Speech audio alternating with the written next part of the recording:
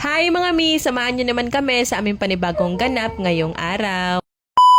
Dahil ubos na yung stock namin dun sa refe, eto't mamamalengke na naman ulit kami. Nakakita nga yung mga bata nitong shell, kaya ayan, at bumili na lang din ako ng 1 kilo kasi paboritong-paborito din nila yan kainin. 150 pesos ang kilo niyan. Madami-dami na rin naman na yung nabili kong kalahating kilo. Eto't bumili nga rin ako nitong isdang 1 kilo at grabe ang mahal, 240 yung kilo niyan. Hindi na rin siguro mawawala sa pamamalengke ko itong shrimp kasi gustong-gusto din talaga to ng mga bata. Bumili na ako ng 1 kilo sa halagang 280 pesos. Bumili na nga rin ako ng kalahating kilo ng isda na to pang sabaw-sabaw namin tapos 340 ang kilo niyan. Pero hindi rin mawawala yung tuyo. Bumili lang ako ng 1/4 tapos ito namang itlog, 1 tray na yung binili ko. Papasukan na rin kasi sa Lunes at alam niyo naman, ito lang din talaga yung pinakamadaling maluto sa umaga. After kong magbayad ng itlog, ayun, na-realize ko nakaubos na pala ako ng 1,000 pesos. Bale sila Ate Megan nga pala at Kuya Zaiden yung sinama ko para meron rin makatulong sa pagbibit-bit nito mga pamimilhin ko. Anyway, pumunta naman kami dito sa meat section tapos ayan, bumili na rin ako ng 2 kilo nitong manok. Pero hindi rin mawawala yung mga pangsahog na gulay. At ayan, eto nga pala yung lahat na nabili ko. Tapos 260 pesos na lahat ng binayaran ko dyan. Tapos gumawi naman kami dito sa mga nagbibenta ng mga prutas kasi eto talaga yung pinaka-request nitong mga bata. Pabili nga sila nitong kamote kasi gustong-gusto nila yung kamote fries. So at napadaan nga din kami nitong mga nagbibenta ng mga abukado. Kaya ayan, bumili na din ako ng 1 kilo. Pero hindi rin mawawala yung paboritong-paborito ng kambal, etong apple at orange. Uwi na nga rin sana kami at ayan, napadaan kami dito sa nagbibenta ng bibingka. At ayan, bumili na rin kami kasi ang tagal-tagal na rin hindi na ako nakakakain ito. Forward naman tayo, after kong malinisan to mga karne, ayan, at pinaglalagay ko na rin sa mga food container. Bale, pang 1 linggong ulam na nga pala namin to mga mi, pero hindi pa ako sure dun kung abutin ba to ng 1 linggo o kaya isosobra pa. Perfect na perfect din talaga yung timing ni Lord kasi the day na wala na talaga kaming pera, saktong-sakto din, dumating na rin yung sahod ko kay Facebook. Ito't namalingkay na agad ako at 2,400 plus nga pala lahat ng nagastos ko niyan mga mi. Ang ulam lang din talaga yung binili ko kasi meron pa din naman kaming kalahating sako ng bigas. Ayun, meron na naman ngang nanay na masaya kasi meron na naman nga ulit laman yung refrigerator. Hindi man talaga siya literal na punong-puno pero napakalaking achievement na din talaga nito para sa akin. Kinabukasan naman, pumunta kami sa school nila Kuya Zaiden kasi pictorial nila para sa kanilang ID. Napakalapit lang din naman sa amin kaya eto sinama ko na rin tong kambal namin. Medyo nag-aalangan nga ako dito kay Kuya Zaiden kasi may pagkamahiyain pa naman kapag maraming tao pero buti na lang talaga at nakipag-cooperate nga itong bata. Nga lang parang pilit na pilit naman yung smile niya pero okay na yan. Isa naman nga nakasimangot lang, diba? Mga bandang hapon naman, eto't ipagluluto ko nga sila ng snack nila. Request sila ng kamote fries. Pagluto ko kasi sila nito last week at ayun, hindi na talaga nila nakalimutan kaya ayan, at nagre-request nga sila na bumili akong kamote kasi gustong gusto talaga nila daw. Okay na rin na ako na yung mismo nagluluto para sa snack nila kaysa bumili kami, makakatipid pa kami at alam pa naming malinis talaga yung pagkakagawa. Pinebenta din kasi sa labas napakamasukal din talaga kaya ang tamis-tamis. Pero dahil kamote fries yung gagawin natin kaya ayan at pahaba nga yung pagkakalhiwa. So eto't nagpainit na nga rin pala ako ng mantika. Habang pinapainit ko pa iyan, eto at hinugasan ko na rin yung mga kaunting hugasin dito sa lababo namin. Ay share ko nga din pala sa inyo mga may, last week naghahanap ako na makakapagbantay sa kambal namin ng 3 to 5 PM. Papasukan na rin kasi at walang makakasundo kay Ate Megan pagkatapos ng klase niya. Papa niya kasi syempre nasa trabaho na at sa gabi na nga nauwi. Yun na pag-usapan namin mag-asawa na maghanap na makakapagbantay sa twins namin kapag kasusundin ko na si Ate Megan. Na naming 3 hours para 3 to 4:30 PM. Ayan na yung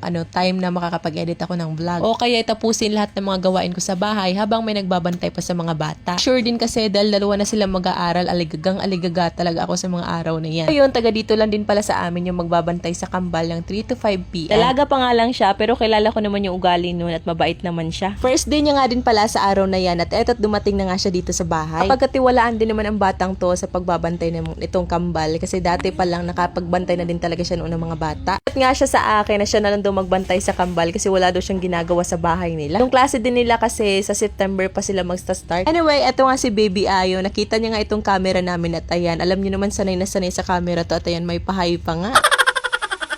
Yun, mga bandang hapon, inihatid ko na sila dito sa may bakanteng lote at ayan, meron na magbabantay sa kambal. Namahan ko muna sila dito saglit tapos ayan, may free time na akong 3 hours at ayan, makakapag-edit na ako ng vlog namin. Ang pretty nga din itong magbabantay ng kambal namin, oh.